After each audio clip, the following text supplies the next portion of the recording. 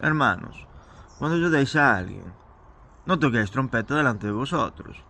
Vale, por ejemplo, no os grabéis intencionadamente para ayudar o sea, cuando estéis ayudando a alguien para subirlo después y que todo el mundo lo vea.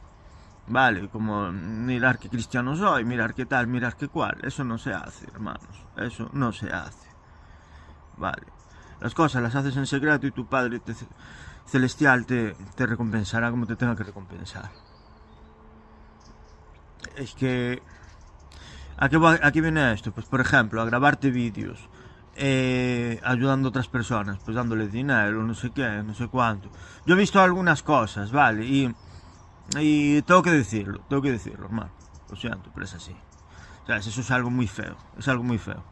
Es algo muy feo, que lo hagan los del mundo, vale. Mira qué bueno soy, tal, tal, y que se las den de tal, vale. Pero tú no lo hagas, hermano. Tú no lo hagas, vale. Tú hazlo por amor, no por ser visto.